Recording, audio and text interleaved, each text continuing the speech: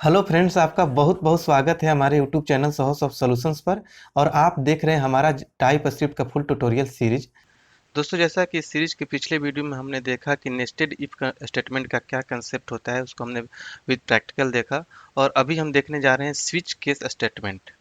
देखिए, बहुत ही important video है। इस वीडियो को बिना स्किप किए लास्ट तक देखिए। बहुत ही अच्छा कंसेप्ट है और बहुत सारे जगह इसको यूज किया जाता है कि स्विच केस स्टेटमेंट हम क्यों यूज करते हैं, कैसे यूज करते हैं, इसके क्या रूल्स हैं और इसको कैसे एग्जीक्यूट करते हैं। हर सारी चीज़ों को हम इस वीडियो में बिल्कुल ही डीपली देखने वाले हैं।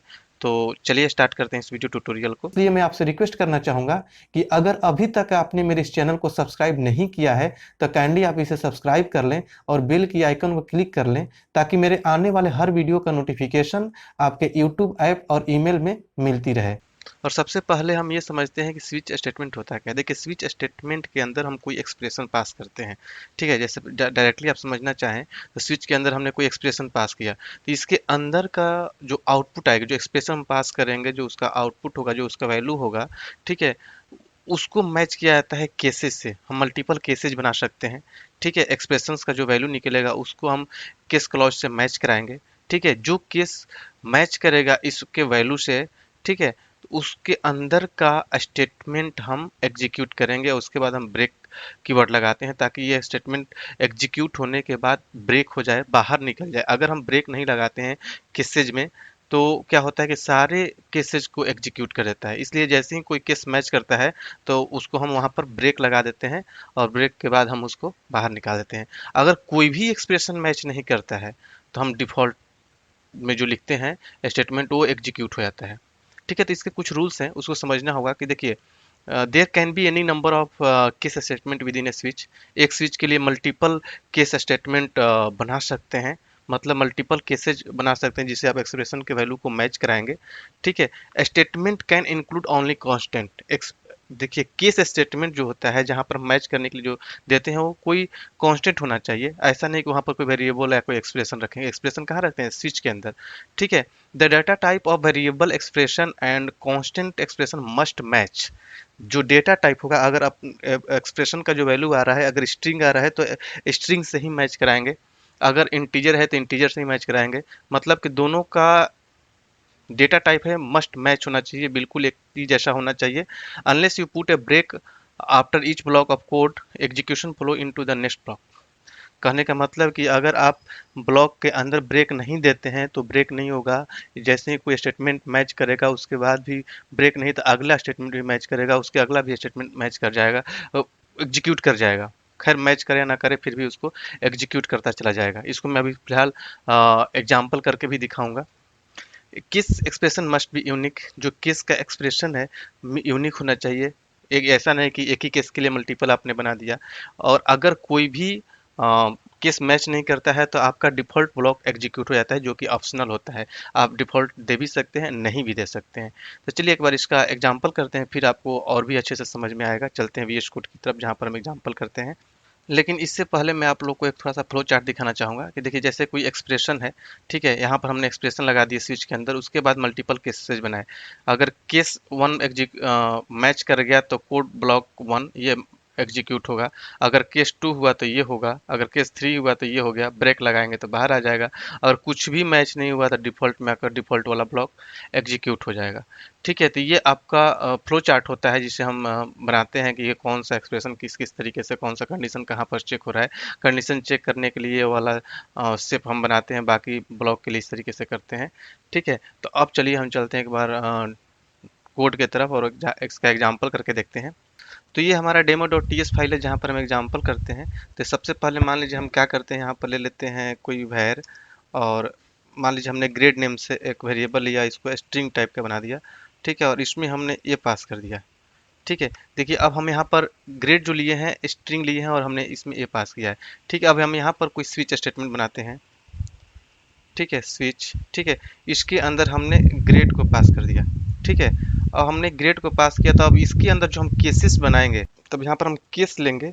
देखिए, अब हम जो केस लेंगे तो यहाँ पर देखिए जो वैल्यू लेंगे ये कांस्टेंट वैल्यू होता है। यहाँ पर कोई वेरिएबल या कोई कुछ नहीं ले सकते। वेरिएबल यहाँ पर लेते हैं, जो कि रूल में हमने समझाया। ये जो डेटा हम यहाँ पर ले रहे हैं यहाँ पर स्ट्रिंग लिया हमने तो यहाँ पर स्ट्रिंग है तभी स्ट्रिंग ले रहे हैं। ठीक है, ये दोनों मैच होना चाहिए। ऐसा नहीं कि आप यहाँ पर स्ट्रिंग लिया आपने और यहाँ पर आप कोई इंटीजर से मैच कर रहे हैं तो आपका वर्क नहीं करेगा। उसके बाद आप कॉलन दीजिए। ठीक है, उसके बाद आप इस तरीके से ब्लॉक बनाइए इस केस का। अगर ये केस मैच करता है, ठीक है, तो आप यहाँ पर लिख लीजिए कंसोल डॉट लॉग और इसमें लिख दीजिए एक्सलेंट, जो भी आप लिखना चाहते हैं। एक्सलेंट आपने लिख लिया। ठीक है, उसके बाद यहाँ पर ब्रेक कीवर्ड लगाएंगे। ब्रेक मतलब कि जैसे ही केस मैच कर जाएगा तो ये प्रिंट करने के बाद ब्रेक हो जाएगा। उसके बाद आप केस दूसरा बनाइए केस। ठीक है, और यहाँ पर हमने डाल दिया बी। ठीक है, उसके बाद कॉलन। अगर ये केस मैच करता है तो यहाँ पर आप कुछ लिख लीजिए कंसोल डॉट लॉग। ठीक है, इसमें आपने डाल दिया गुड। ठीक है, इसको हम फिर एग्जीक्यूट करके भी देखेंगे। इसके बाद हमने यहाँ पर ब्रेक लगाया। एक बार हम सारे ब्रेक हटा के भी देखेंगे कि क्या इसका आउटपुट आता है। ठीक है, इसके बाद हमने क्या किया, केस और यहाँ पर हमने लिया सी। ठीक है, और यहाँ पर हमने ले लिया इसको कंसोल डॉट लॉग और इसमें हमें डाल दिया फेयर। ठीक है, इसके बाद हम क्या करते हैं कि यहाँ पर भी हम एक ब्रेक लगा देते हैं। 1 सेकेंड, इसको थोड़ा सा मैं अच्छे से मेंटेन कर दूं और यहाँ पर हम लगा लेते हैं ब्रेक कीवर्ड।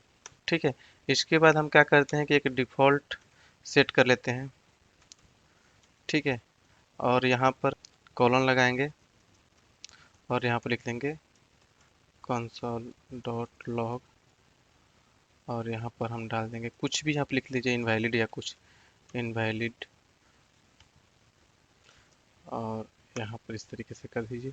इसको हम एक बार थोड़ा सा फॉर्मेट कर दें ताकि सब कुछ अच्छे से मेंटेन हो जाए कोड इस तरीके से। ठीक है, इसको हमने सेव किया और यहाँ पर अब हम इसको कंपाइल करेंगे और यहाँ पर लिख देंगे डेमो डॉट टी एस। जैसे ही कंपाइल हो जाएगा उसके बाद हम index dot H T M L पर चलेंगे। ये कंपाइल हो गया। अब चलते हैं हम index dot H T M L पर। आप इसको रिफ्रेश कीजिए और यहाँ पर इंस्पेक्ट एलिमेंट करके देखिए। यहाँ पर कंसोल के अंदर देखिए एक्सीलेंट आ रहा है क्योंकि हमने क्या पास किया था यहाँ पर ग्रेड में ए, ग्रेड ए मैच कर दिया। अगर जैसे ही मैं यहाँ पर बी करता हूँ, ठीक है, जैसे ही मैंने यहाँ पर बी किया, ठीक, केस सेंसिटिव होता है, स्मॉल बी करेंगे तो स्मॉल बी इसमें सर्च करेगा लेकिन उन्हें मिलेगा नहीं।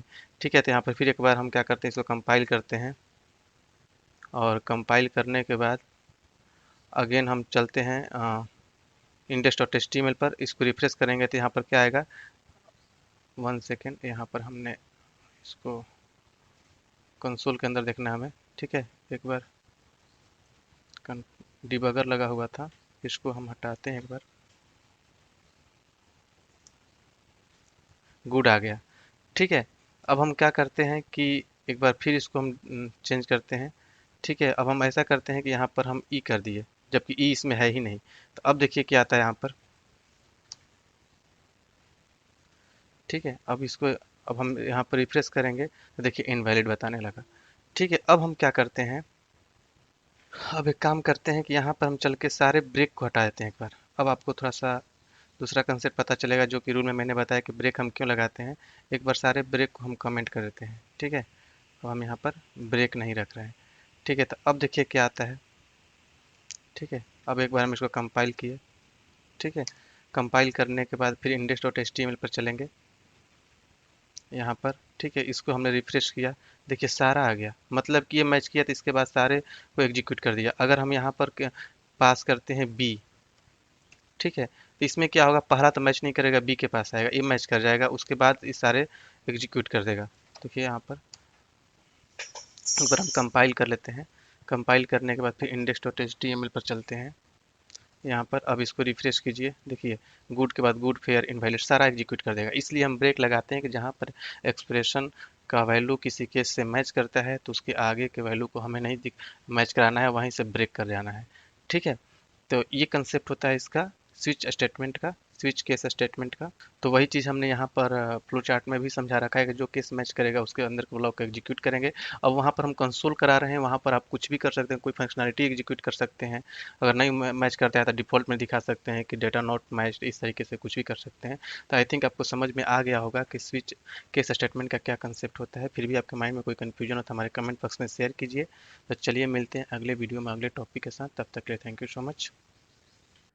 और एक चीज़ और भी मैं आपको बताते चलूँ कि हम लाइव प्रोजेक्ट पर ट्रेनिंग देते हैं, ऑनलाइन क्लासेज होते हैं हमारे, जिसका लिंक इस वीडियो के डिस्क्रिप्शन बॉक्स में है। आप वहां से जाकर देख सकते हैं कि हमारे कौन कौन से क्लासेस चलते हैं, आप वहां से इनरोल कर सकते हैं। क्योंकि जो भी चीज़ें कॉर्पोरेट लेवल की होता है बिल्कुल डिटेल्स में होता है, वो सारी चीज़ें हम अपने क्लास में और भी डिटेल्स से बताते हैं। तो आप हमारा ऑनलाइन क्लास भी ज्वाइन कर सकते हैं, और जिसमें हम लाइव प्रोजेक्ट पर भी ट्रेनिंग देते हैं।